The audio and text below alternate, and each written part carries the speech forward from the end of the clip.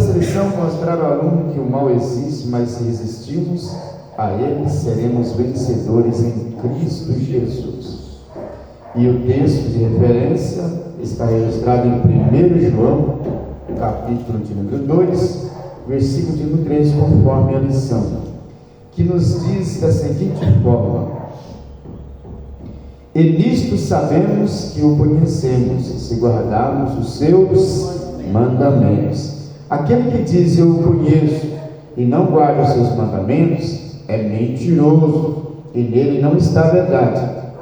Qualquer que guarda a sua palavra, o amor de Deus está nele, verdadeiramente aperfeiçoado. Nisto conhecemos que estamos nele. Aquele que diz estar nele também deve andar como ele andou. Irmãos, não vos escrevo um mandamento novo, mas um mandamento antigo, que desde o princípio tivestes. E esse mandamento antigo é a palavra que desde o princípio ouviste. Outra vez vos escrevo um mandamento novo, que é verdadeiro, e nele e em vós, porque vão passando as trevas e já a verdadeira luz. Aleluia, glória seja dada ao nome do Senhor Jesus. Glórias a Deus. Hoje nós estaremos estudando a reflexão do Espírito Apostático, ou seja, o que nós estudamos até agora, vamos refletir, fazer uma reflexão sobre o assunto. Nós sabemos que o amor de Deus está impregnado em nós, e o nosso amor deve estar impregnado em Deus. E se esse amor não for verdadeiro, então logo nós seremos falsos para com Cristo, não é isso? Então diz a introdução assim: tudo que já aprendemos nesse estudo nos dá condição total de se livrar do espírito apostata, a não ser aqueles que, por ter condição, ter um coração incrédulo, se afastam de Deus, conforme os Hebreus 3:12. Podem até pensar que ainda são verdadeiros crentes, mas a sua indiferença para com as exigências de Cristo e do Santo Espírito e para com as advertências das Escrituras Sagradas, digo totalmente ao contrário, uma vez que alguém pode enganar-se a si mesmo. O apóstolo Paulo adverte por aqueles que afirmam ser salvos: examinai a vós mesmos, se permaneceis na fé, provai a vós mesmos.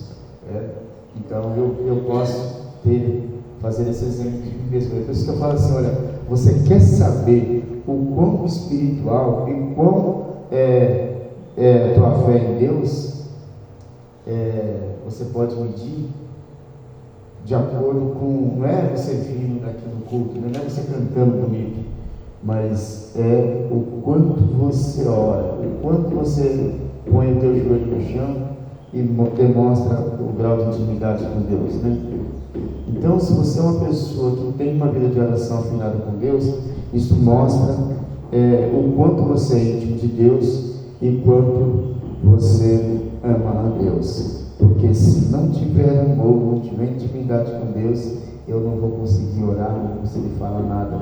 Sempre trago o lado material da vida para comparar o lado espiritual. Quando eu digo assim, uma pessoa quando ama alguém, ele está enamorado por alguém, ele quer conversar, ele quer estar junto, ele quer abraçar, ele quer beijar, ele quer fazer parte da vida daquela pessoa. Mas quando você não ama, você quer distância. É isso. Então, por isso a gente fala: quer saber o grau de intimidade que você tem para com Deus? É só analisar o tanto que você ora, e você vai ver o quanto você é íntimo de Deus. O tópico 1 desta lição: uma vida de vitórias. Antes de entrar mais aqui, eu queria fazer uma pergunta para os irmãos: a vida do crente é vida de vitória?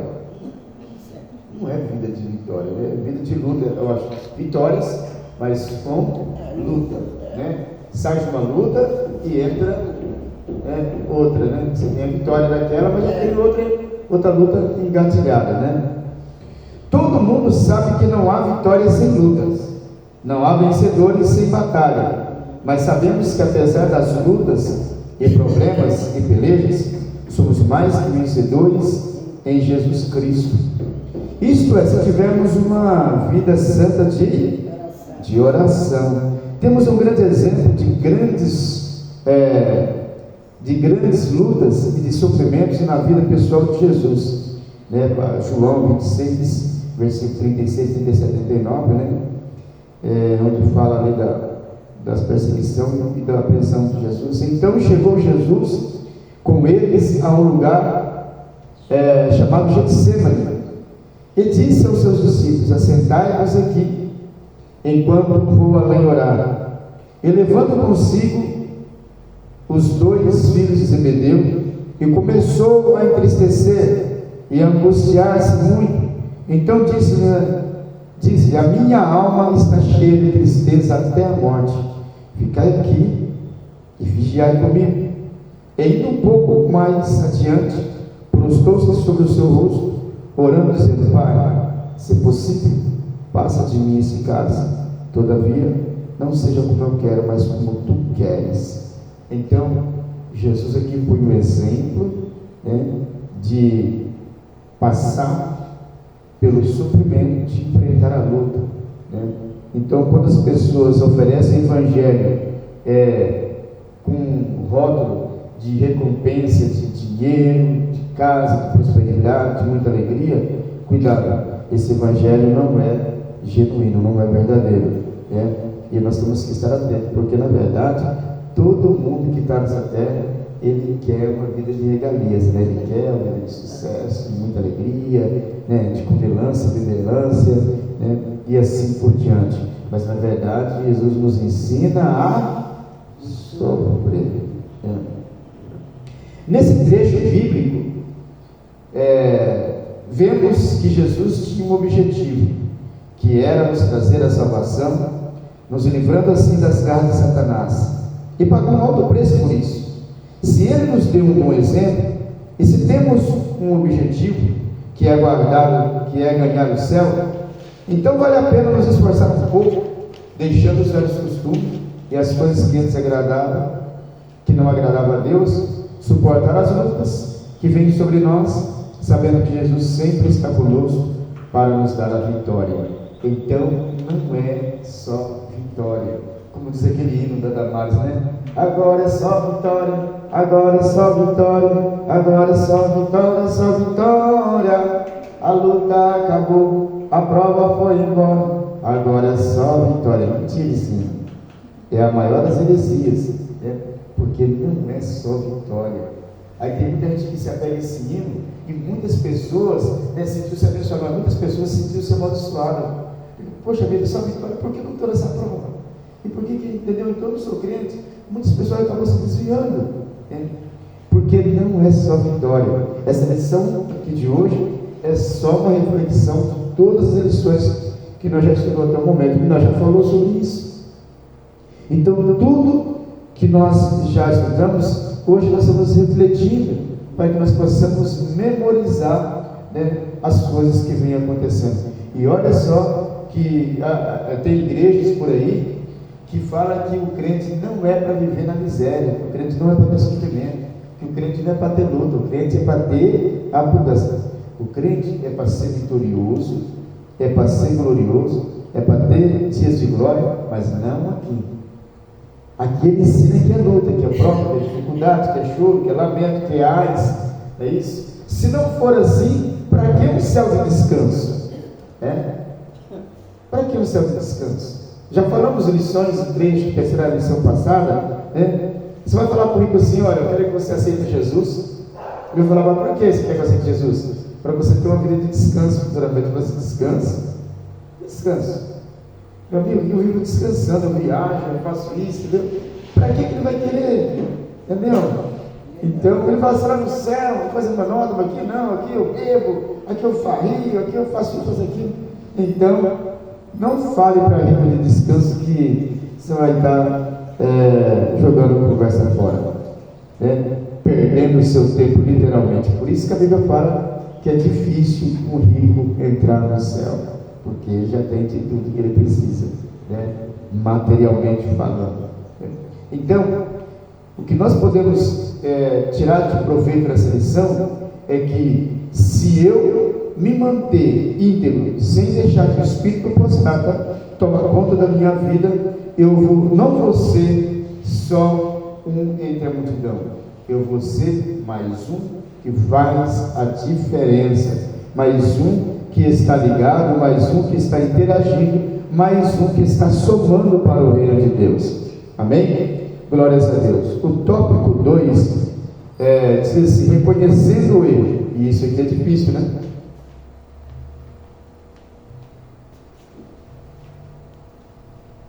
Reconhecer erro. Você já viu quando você comete um delito contra alguém? Você tem facilidade de chegar a ele e pedir perdão, falar que você errou? Me perdoa que eu... Você morre com aquilo, né? Mas pedir perdão, e se pede perdão, se quiser perdoar, entendeu? Estou pedindo perdão, mas isso não é pedir perdão. O perdão ele vem acompanhado de arrependimento, como nós já também traçamos esse assunto aqui em lições passadas, né? Não adianta você chegar para a pessoa e falar assim: estou pedindo perdão, se quiser me perdoar, já vai logo definindo qual que é a tua metodologia, entendeu? Se quiser perdoar, perdoa, se não quiser também não estou nem aí. Isso não é pedido de perdão, então você não está falando nada. Se você está falando assim: olha, a pessoa se vire com a sua amargura, com o seu sentimento, eu não estou nem aí, né? Então, não é bem assim que funciona. Glórias a Deus. Tópico 2: reconhecendo o erro.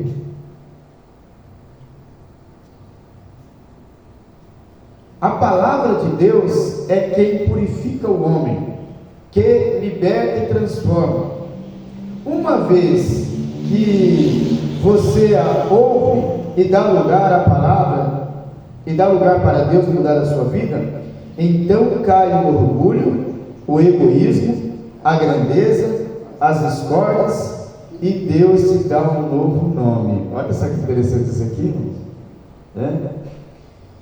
Quando a palavra de Deus ela entra dentro da gente, mas precisa dar lugar, né?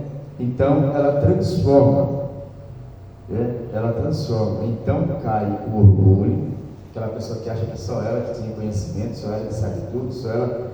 Cai o orgulho, o egoísmo, querer só as coisas para mim, é isso? Cai a grandeza, achar que eu sou melhor em tudo, é isso? Que eu sou forte o suficiente. Cai as discórdias, aquela pessoa que discorda de tudo, prega uma palavra, não concordo com essa palavra, né? A irmã falou, mas eu não concordo com isso. Faz um arranjo que eu não concordo com esse arranjo para mim, tem que ser, ele discorda, então cai a discórdia, e Deus dá um novo nome, porque quando a pessoa é assim, todo mundo, aquela pessoa é tribulosa, aquela pessoa é mexeriqueira, aquela pessoa é fofoqueira, aquela pessoa... Mas quando você anda dentro da palavra de Deus, e Deus transforma a sua vida, e tudo isso cai por terra, muda o seu nome automaticamente, porque você fala assim: ô benção, não é isso?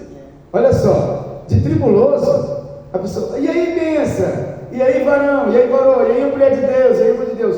Mas se você está naquelas condições anteriores, ixi, lá vem aquele tribuloso, lá vem aquele, e aí já te chamaram alguma vez assim? E aí aí fala o que você quer, mas nunca pronuncia o seu nome, porque é sinônimo de tribulação, de problema, não é isso? Então, essa lição é muito interessante para nós refletirmos um pouco. Se tem alguém nos chamando diferente, que não seja, benção, e aí minha irmã, aí meu irmão, né? Ou no mínimo te chamando pelo nome, te chamando de e aí, troféu, e aí, trocinho, né? E aí, mané, essas coisas, irmão, pode ter certeza que você está sendo bem assim, não. A não ser que seja um tribuloso que quer tirar a tua paz mesmo, né? Aí começa a querer colocar adjetivos para você que não existem, não é isso? Mas fala disso. Mas tudo isso que parte de você, Observe que no capítulo 15, e verso 11 e 32 de Lucas, vemos a narrativa do filho pródigo, que começa contando a história de um homem, a qual tinha tudo em casa, não faltava nada, inclusive o amor do pai. E o filho mais novo um dia achou que deveria conhecer o mundo, e assim saiu de casa, abandonando o pai e o irmão mais velho. Versículo 13: foi o maior erro de toda a sua vida. E quantas vezes não acontece que também em nossa vida, que queremos abandonar a casa de Deus, mas errar é do ser humano, e perdoar é de Deus, desde que seja verdadeiro arrependimento, que seja realmente da alma.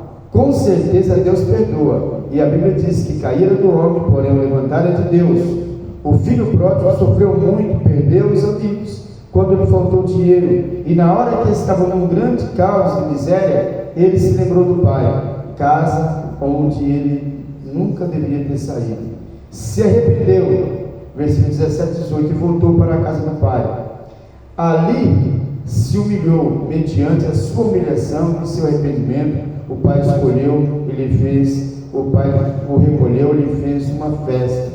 E não é diferente com a casa de Deus. Ele está sempre pronto para nos receber e dar o seu perdão quando nós reconhecemos que erramos. Imagine, irmãos, esse moço, ele tinha de tudo, tinha o amor do pai, né? Tinha o amor da família, ele tinha cama boa para dormir, ele tinha comida na hora certa, né? Tinha ali os criados que o serviam, mas um dia ele achou que ele precisava de privacidade, ele precisava de ter uma liberdade, achou que ali não estava bom, e ele resolveu então pedir para o pai que pertencia, olha, me dá a parte que me pertence, e eu agora, ele achou assim, os amigos, né, vou curtir os amigos, vou curtir a vida, ganhar experiência lá fora, e foi o maior erro que ele cometeu em toda a sua vida, quando nós achamos que nós já podemos, que nós achamos que a gente já consegue, que nós achamos que nós sabemos demais. Se trazer isso para o mundo espiritual, é o maior erro do crente, né? É achar que agora ele não precisa mais de conselhos, que ele não precisa mais de ensinamentos de pastor nenhum, nem de irmão nenhum, que agora ele pode tocar a vida lá fora sozinho. É o maior erro, tanto por lado material, dizendo, como para o lado espiritual. É o maior erro quando você acha que você já sabe tudo, que agora você pode tocar na sua vida sozinho. Por que tem muitos crentes aí sem estrutura física? Por que tem muitos crentes vagando por aí, não param em lugar nenhum, e nem igreja mais eles têm? Eles falam que são igrejas de Abraão. Essa igreja não existe. E aí eles ficam perambulando para lá e para cá, né? Aí eles montam um podcast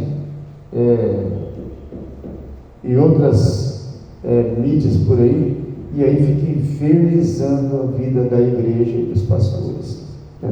Então essas pessoas, elas não vão chegar em lugar nenhum, e vai ter uma grande surpresa naquele grande dia, né? Assim como esse moço ficou totalmente desorientado, depois que acabou o dinheiro, os amigos, ninguém quer saber mais dele, ninguém quer problema. As pessoas querem se divertir, falhar. Se você tem para oferecer, você vai ter um monte de amigo. Mas se você tiver para oferecer, se você não tiver nada, por que a pessoa vai querer estar ao seu lado? O único que não te abandona, mesmo que você não tenha nada, assim, materialmente falando, é o cachorro. O cachorro, se você não tiver nada, não tiver comida, não tiver nada, ele está ali passando fome com você. Ele suporta frio, suporta chuva, ele está ali. Mas pessoas falam assim, meu amigo, ele é meu amigão, entendeu? Não vai nessa, entendeu? Eu agora não vai nessa, né? Não tem lugar melhor do que na casa do Pai. Biblicamente falando, Jesus é que suporta tudo por você. Muitas vezes ninguém dá nada por Jesus. Muitas vezes, Jesus tem aqui, na cabeça, Jesus tem aqui no coração, outros, estou aqui na correntinha. Mas Jesus de verdade está passando muito longe dele, e ele também passando muito longe de Jesus, porque para andar com Jesus tem que andar como ele andou. Você tem que ouvir os conselhos, você tem que seguir os rendimentos, não é isso? Tópico 3, vamos lá. Um amor sem fingimento.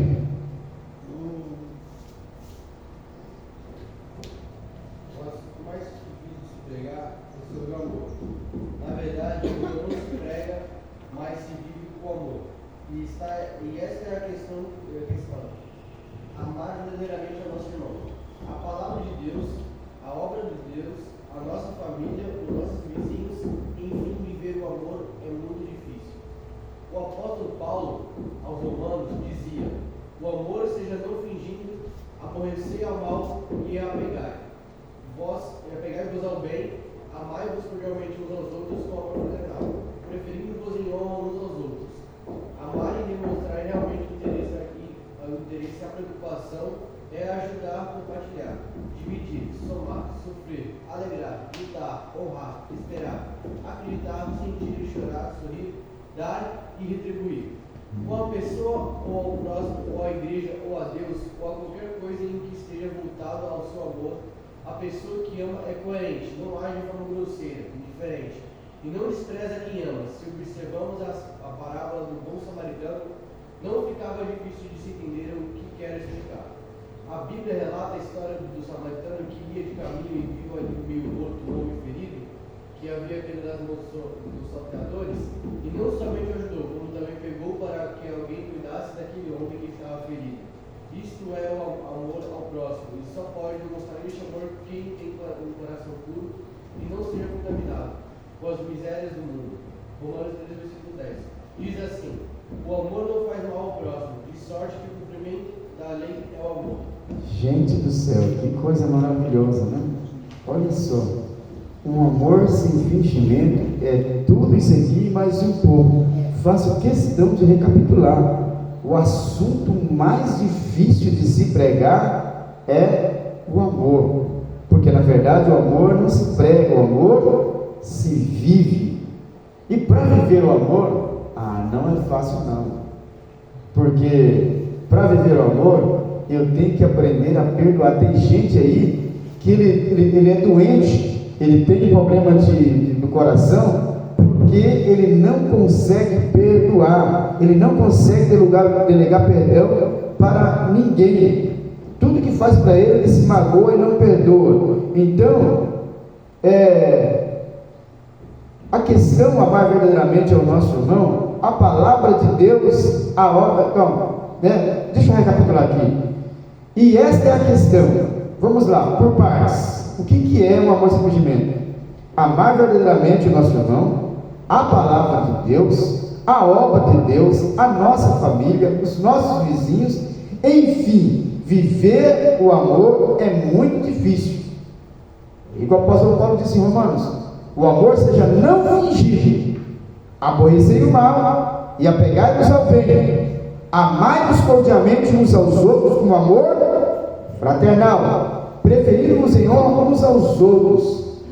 Amar e demonstrar realmente interesse, a preocupação é ajudar, compartilhar, dividir, somar, sofrer, alegrar, lutar, honrar, esperar, acreditar, sentir, chorar, sorrir, dar e retribuir. Gente, que lindo esse aqui, não?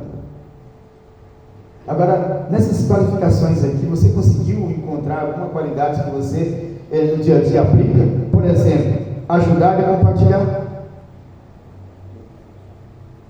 dividir, mas não é dividir a obra de Deus, não é dividir o que você tem com os outros. Ou você desconta quando você tem algo bom e sabe que a pessoa está precisando daquilo também. Somar, tu soma ou tu espalha? Sofrer, tu sofre junto? Alegrar, você não fala, mas essa parte aí eu estou englobado. Essa parte aí, ó, eu estouro o bagulho do balão, eu alegro, entendeu? Principalmente quando tem Coca-Cola e a outra. Não. Lutar, você luta junto. Você fala assim, eu quero aquela pessoa ser cada um por si, cada um por si. Não. Honrar, você honra. Você sabe esperar? Você acredita ou você só desconfia? Sentir, você sente o que a pessoa sente? Chorar, essa questão de chorar é se emocionar. Você se emociona com a situação do outro. Você sorri. E você dá. E você retribui. Tem pessoas que só fazem assim, não vai retribuir. Não. Fui almoçar na casa daquela pessoa lá, mas não vem chamar para almoçar na minha casa aqui. Tem pessoas que gostam de receber abraço, mas não gostam de abraçar. Então, irmãos, para mim, essa lição, terminando aqui, já estaria bom demais. Porque toda ela, acho que se resume nesse terceiro tópico um pouquinho. Olha só. E esta é a questão, vamos repetir: amar verdadeiramente o nosso irmão, a palavra de Deus, a obra de Deus. Tem gente que fala assim: ama a Deus, mas ele não ama a obra de Deus, ele não faz nada para ajudar a obra de Deus. Que amor é esse a obra de Deus? Que amor é esse a Deus? Não é isso? A nossa família, os nossos vizinhos, tem pessoas que amam a família, mas os vizinhos, ele quer que se exploda. Pense nisso. Enfim, viver um amor verdadeiro é muito difícil, não é fácil não. Então, para e pense aí, recapitula de novo. Tu consegue se enquadrar em quantas dessas qualidades aí que nós lemos? Vamos ver quantas foram? Ajudar, 1. Compartilhar, 2. Dividir, 3. Somar, 4. Sofrer, 5. Alegrar, 6. Lutar, 7. Honrar, 8. Esperar, 9. Acreditar, 10. Sentir, 11. Chorar, sorrir, dar e retribuir, 15. Quantas delas você se achou nela aí? Não precisa responder para mim não. Analisando em quantas delas você se enquadrou. Você que está assistindo o vídeo também, não é isso? Em quantas dessas qualidades aqui, que diz que é um amor verdadeiro, você se enquadrou, né?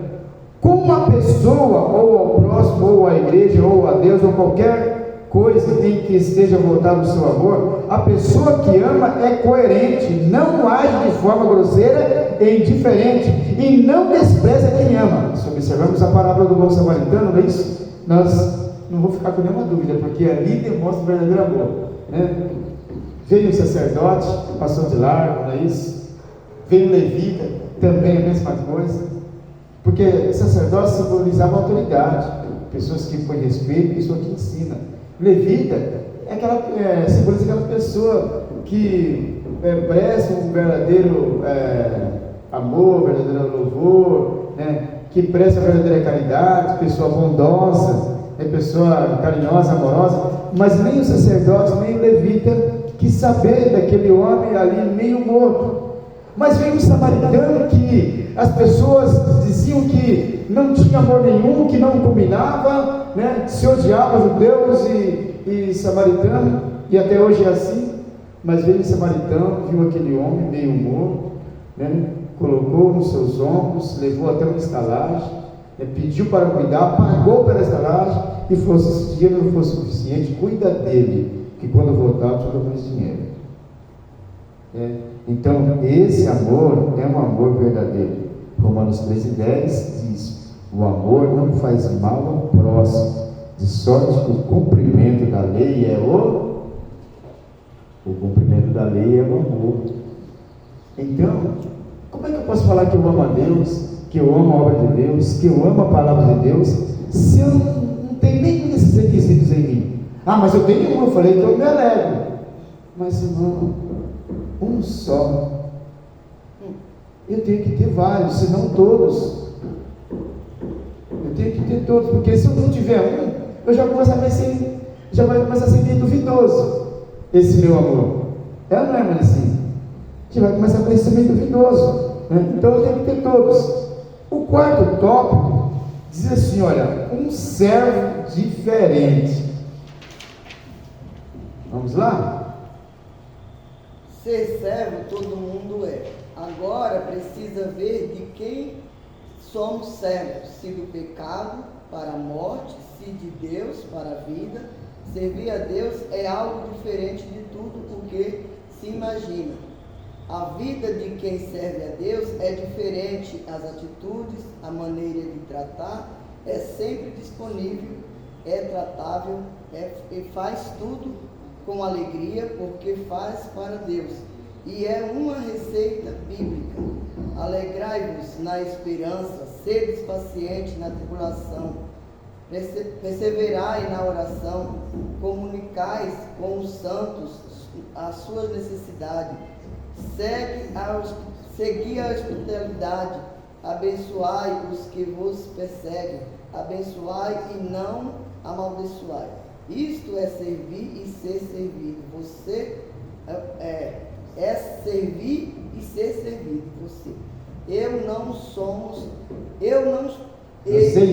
Nós não somos diferentes, e diferença está nos que faz ganhar o céu. Malaquias 3, versículo 18. Diz: então vivereis outra vez a diferença. Vereis a diferença entre o justo e o ímpio, entre os que servem a Deus e os que não servem. Aquele dia vai pegar muitos de surpresa, pois estão servindo a Deus de forma estranha, de maneira que Deus desconhece. E quanto muitos dizem: Senhor, nós te servimos, ele irá dizer: não vos conheço, apartai-vos de mim. Se somos servos de Deus, temos que mostrar pela nossa boa maneira de viver e agir, afinal somos diferentes. Que coisa maravilhosa, né? Irmãos, tem hora que eu fico pensando assim, como é que essa igreja moderna hoje, como é que eles conseguem acreditar que eles têm algo bom, que realmente eles estão praticando o amor verdadeiro? Esses grandes homens aí, né, que falam que são homens de Deus, se isso aqui está bem longe da realidade da vida deles. Ser servo, todo mundo é. Agora precisa ver de quem nós somos servos. Se do pecado para a morte, se de Deus para a vida. Servir a Deus é algo diferente de tudo que se imagina. A vida de quem serve a Deus é diferente, as atitudes, a maneira de tratar é sempre disponível, é tratável, faz tudo com alegria, porque faz para Deus. E é uma receita bíblica. Quando você faz as coisas forçadas, né? Ai, meu Deus do céu. Pastor, tem que, eu não aguento mais essa igreja.